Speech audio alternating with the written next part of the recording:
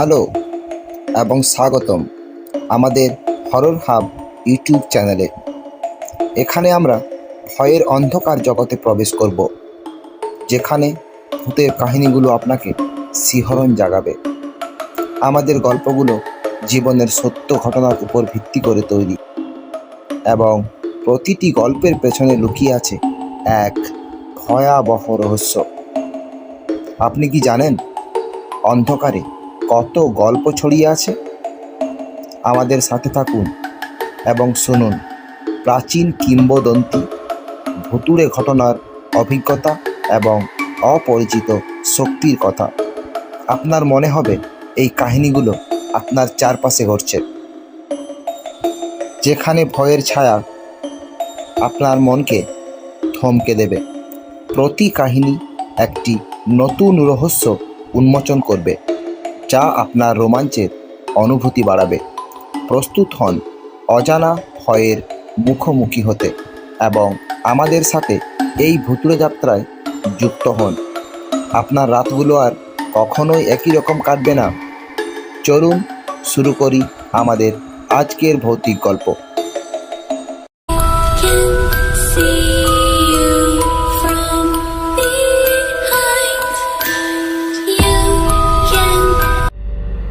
রাত 10:13।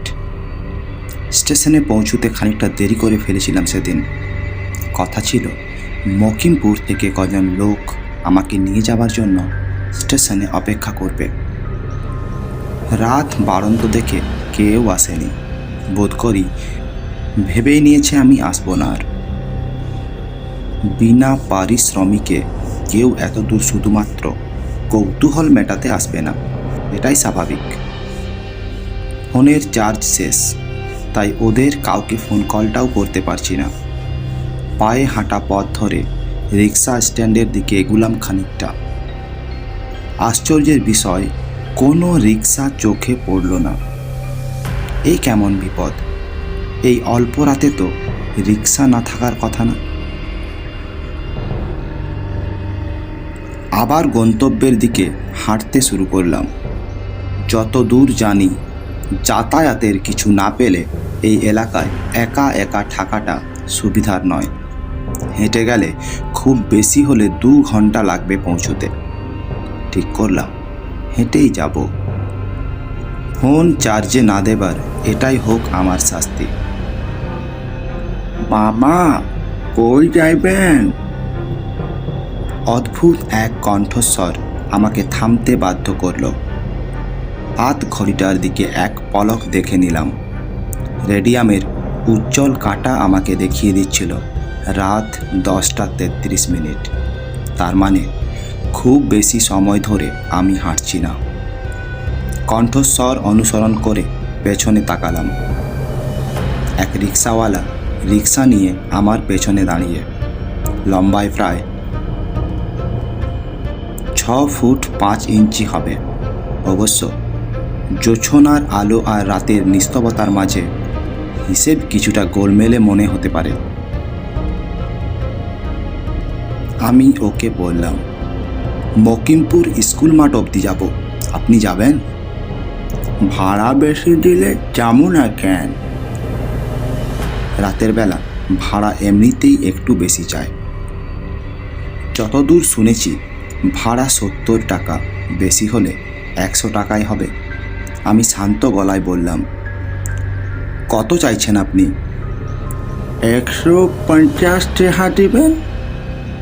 মনে মনে নিজেকে আর রিক্সাওয়ালার 14 পুরুষের গোষ্ঠী উদ্ধার করলাম। ঠিক করলাম যাব না রিক্সাতে, হেঁটে হেঁটেই যাব। 2 ঘন্টা। আর এমনকি ব্যাগে কয়েকটা চিকেন ফ্রাই আর পিঠা রাখা আছে, আগের স্টেশনে কিনেছিলাম। সেগুলো খেয়েই হাঁটা শুরু করার পরিকল্পনা চূড়ান্ত হলো। শান্তি আর হলো না। কিছু দূর এগুতেই কেমন যেন ভয়ঙ্কর শব্দ কানে আসতে লাগলো।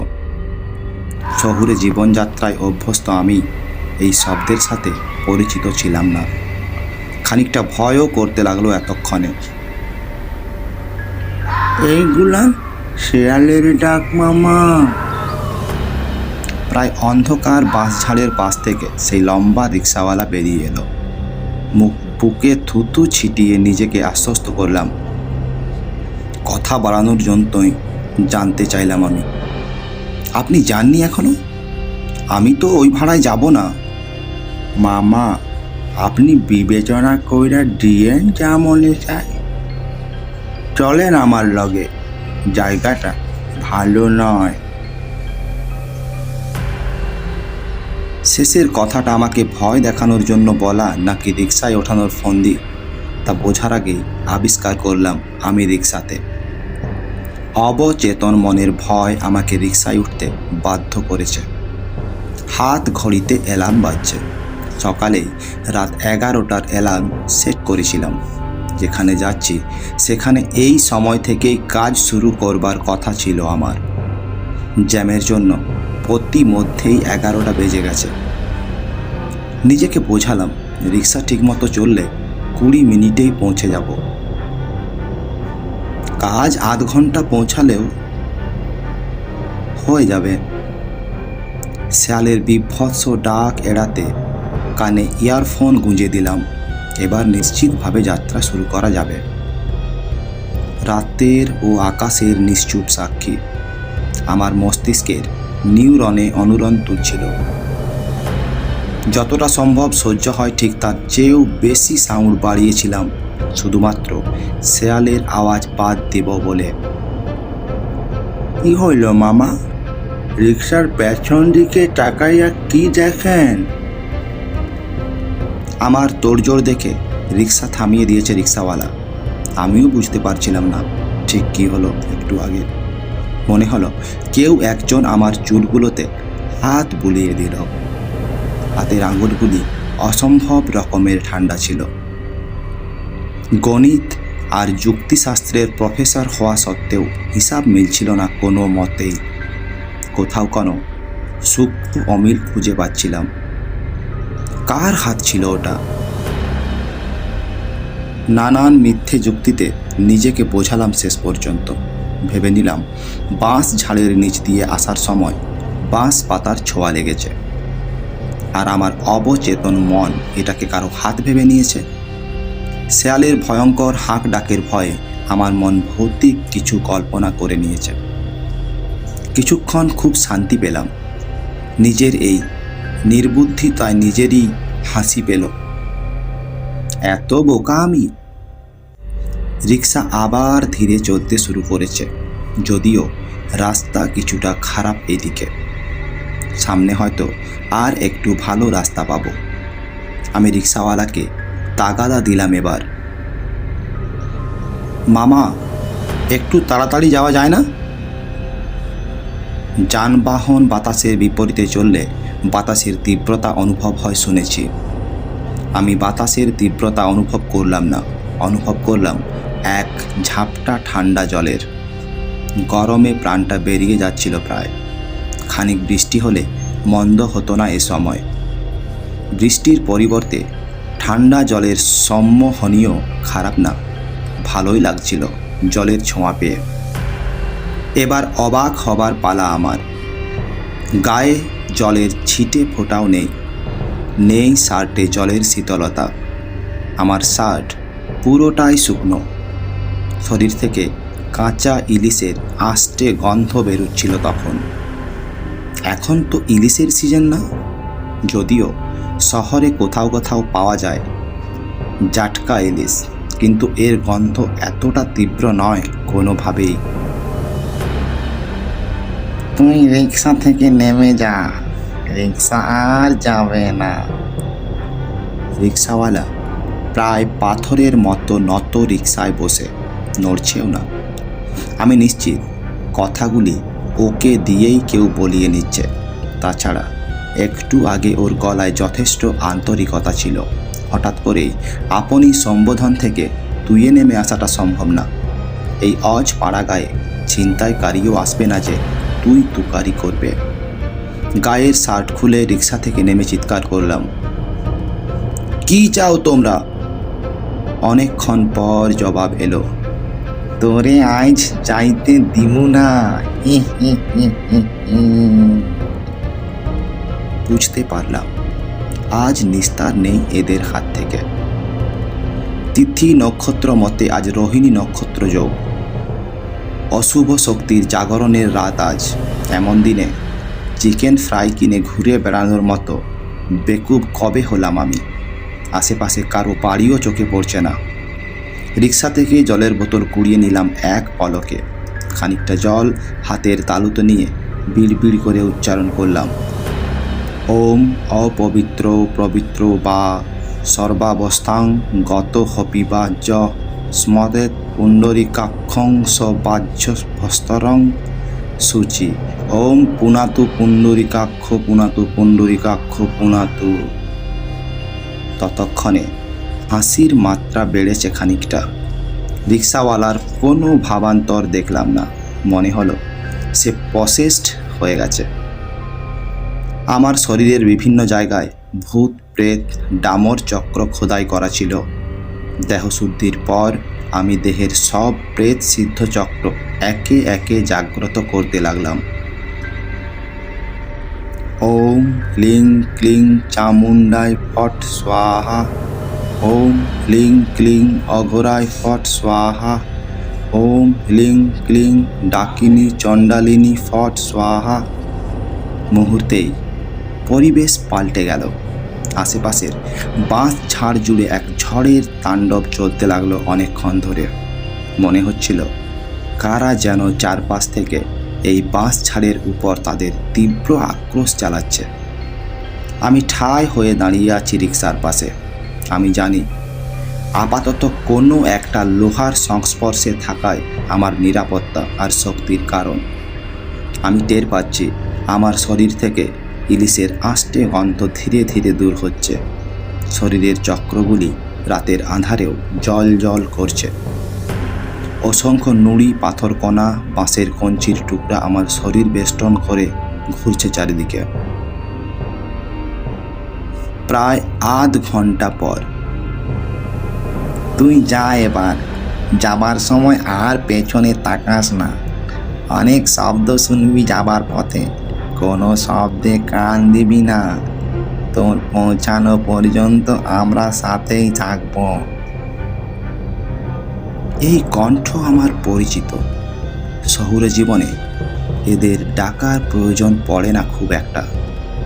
যখন একা পেড়ে উঠি না, যেচে পড়ে ওরা লাগতে আসে, তখনই আমার শক্তিগুলোকে জাগ্রত করি, যেমনটা আজ করতে বাধ্য হলাম।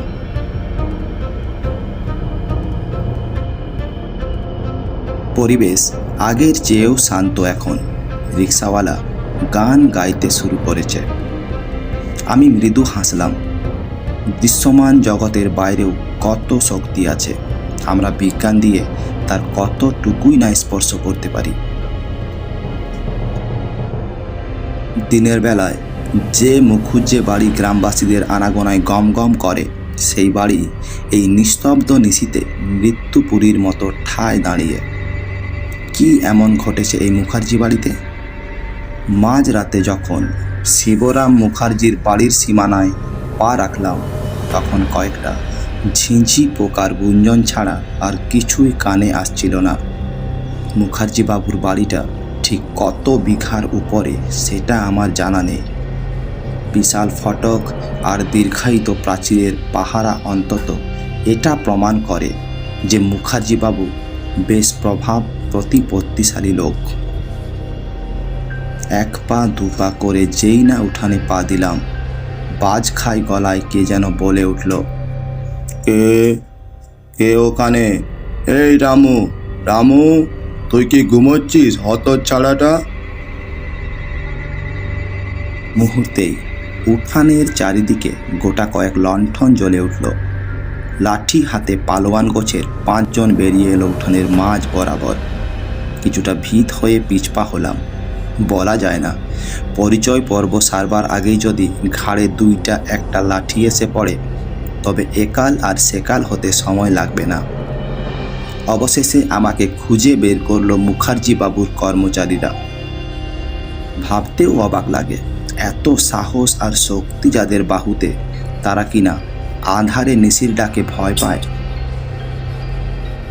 আমি বললাম, আগে আমি শহর থেকে এসেছি, আমার সাথে শিবরামবাবুর পত্র যোগাযোগ হয়েছিল। আমি বিনয়ের সাথে বললাম ওনাকে।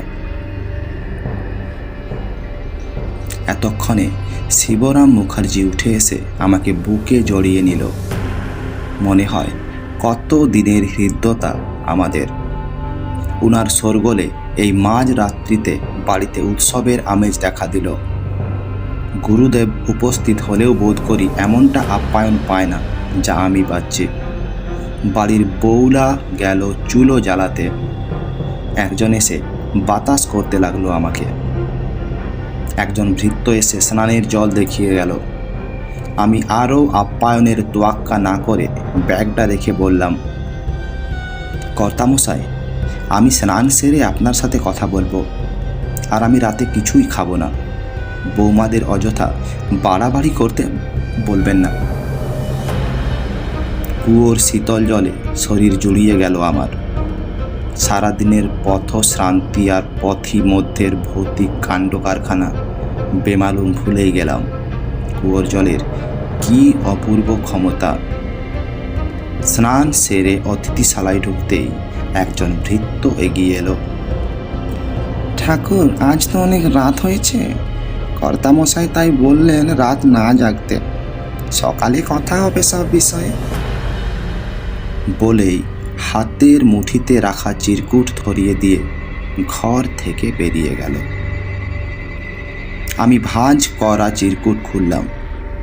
মাত্র 2টি লাইন লেখা, রাত্রিরে নিশির ডাক থেকে সাবধান, ভুলেও উত্তর দেবেন না যেন।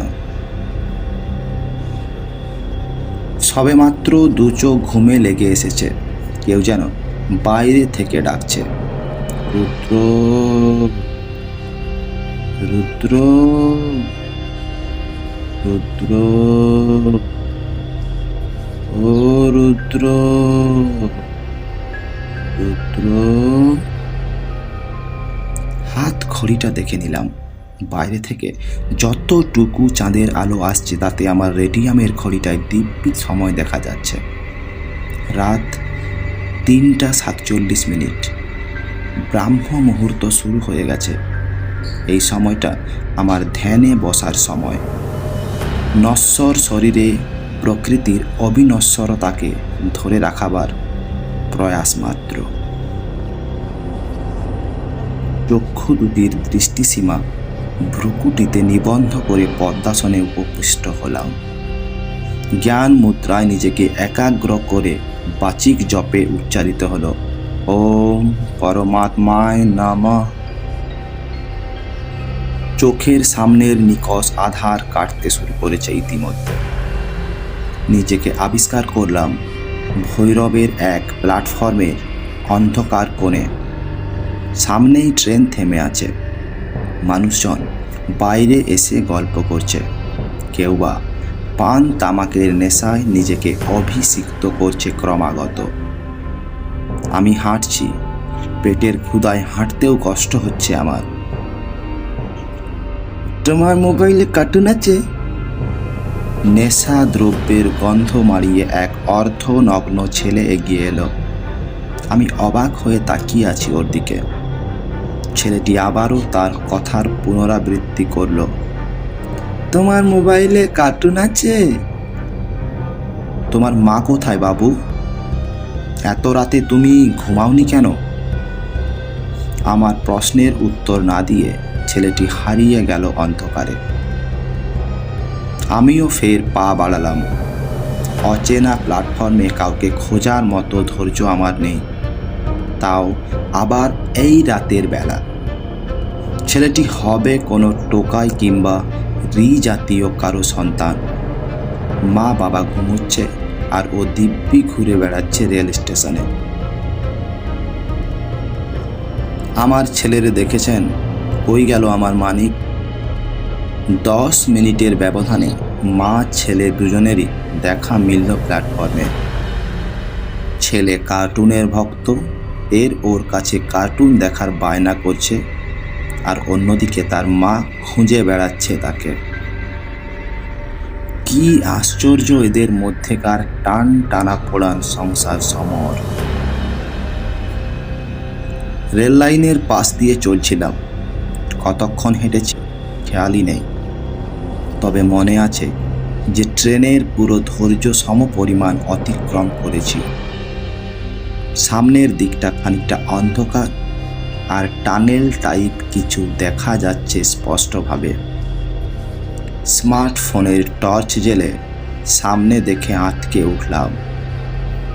সেই মা আর তার ছেলে কেমন এক অদ্ভুত হাসি হেসে আমাকে হাতের ইশারায় গাঢ় অন্ধকারের মধ্যে ডাকছে। এই হাসি আমার অতি পরিচিত। ডাকিনী বিদ্যায় সিদ্ধি লাভের আগে এক পিশাচের সামনাসামনি হতে হয়েছিল আমাকে। ওর চুলের আগা কেটে নিতেই এই রকম বিভৎস হাসি হেসেছিল সে।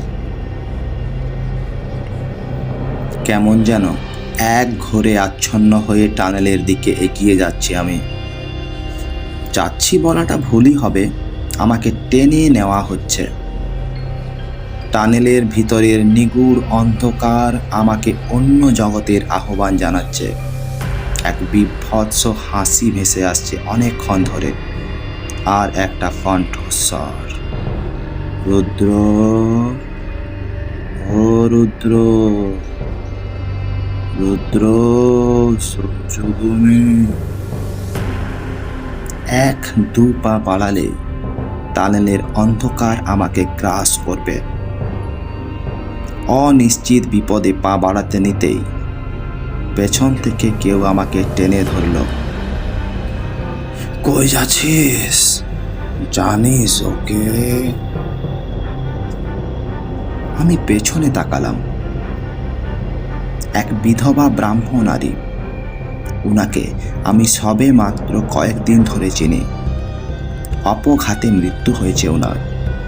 পিণ্ডদানের কেউ নাই তিন কুলে, তাই মুক্তিও মেলেনি এই জড় জগৎ থেকে। আমি কথা দিয়েছিলাম উনাকে আমি ছেলে হয়ে পিণ্ডদান করব। চট্টগ্রামের কৈবল্য ধামে পিণ্ডদানের ব্যবস্থা আছে। আমি সেখানেই এই বিধবা মায়ের পিণ্ডদানের চিন্তা করে রেখেছি। উনি এই সময় এখানে কি করছেন? মাথা ঝাঁকিয়ে জানালাম যে আমি টানেলের মা ও তার সন্তানকে চিনি না। এমনকি টানেলের গাঢ় অন্ধকার থেকে আমার নাম ধরে ডাকার সেই কণ্ঠস্বরটাও আমার অপরিচিত। বাজ খাই গলায় ব্রাহ্মণারী বলে উঠল, ও নিশি,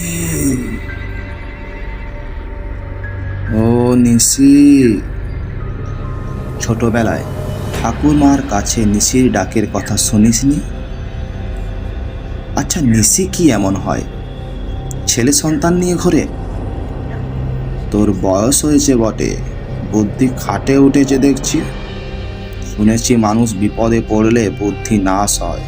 আমারও তাই হয়েছে কিনা জানি না, তবে এই পরিস্থিতিতেও কিছুটা রসিকতা করবার শখ দূর করতে পারলাম না। বুদ্ধিও তাহলে খাটে উগে? মাগো, বুদ্ধির কয় হাত পা? আলতো করে মাথায় চাটি দিল আমার নতুন মা। যে দরদি তোকে নাম ধরে ডাকছে সেই নিশি। চেহারা যে দেখলাম না তা। ব্রাহ্মণারী আমাকে একটা মাথার খুলি ধরিয়ে দিল। আমি হাতে নিয়ে দেখলাম রক্ত চন্দন মাখা এক শিশুর মাথার খুলি। কখনো আমার সাধনায় মাথার খুলির প্রয়োজন হয়নি। আজ হাতে মাথার খুলি পেয়ে অবাক হলাম। তবে কি প্রেত সাধনায় এখন খুলি নিয়েই বসতে হবে? যখনই দরকার পড়বে তুই এই রক্ত চন্দনে তোর হাতে 3 ফোঁটা রক্ত দিয়ে আহ্বান করবি, ওম ক্লিং ক্লিং অঘরায় চামুণ্ডায় শরণম ফট স্বাহা। ওম ক্লিং ক্লিং ভূতম শরণম দর্শনম বিচ্ছে। ওম হিলিং ক্লিং প্রেতাত্মায় আহুতি করামঝম। কি হবে তাহলে? আমি নির্বোধের মতো প্রশ্ন করলাম। যত প্রেতাত্মা আছে সেখানে তারা তোর বশবর্তী হয়ে সামনে আসবে, তোর আদেশ মানবে। আর নিশি? ওটা তো অন্য সব প্রেতাত্মাদের মতো না। সেই ব্যবস্থা আমি করছি, দেখতে থাক। বিড়বিড় করে কি যেন বলল ব্রাহ্মণারী। অন্ধকার থেকে বেরিয়ে এলো এক নারী মস্তক, মুখটা রক্তবর্ণ, বাকিটুকু চুলে ঢাকা পড়েছে, চোখ দুটো জলজল করছে যেন। আমি ভয় পেয়ে পিছিয়ে এলাম খানিকটা। এর আগে আমি নিশি দেখিনি।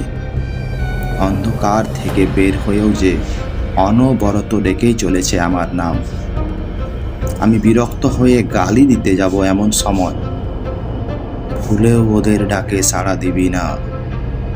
ওরা বাতাসে ভেসে বেড়ায় আর মানুষের নাম ধরে ডাকে।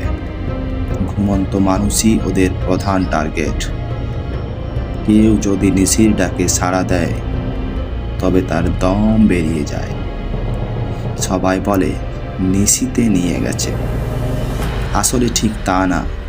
যমদূতের মতো এই নিশি সবাইকে ডেকে বেড়ায়। জবাব দিতে নেই, কিন্তু তুই তো জেগেছিলি, তোকে কেন ডাকলো বুঝতে পারছি না। আপনি আপাতত এই নিশির আপদ থেকে আমাকে বাঁচান, পরে দেখছি কি করা যায়।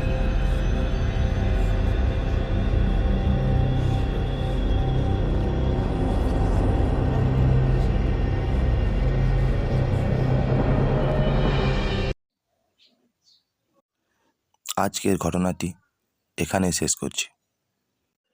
পরের ভিডিওতে আবার দেখা হবে নিত্য নতুন সত্য ঘটনা নিয়ে। ধন্যবাদ।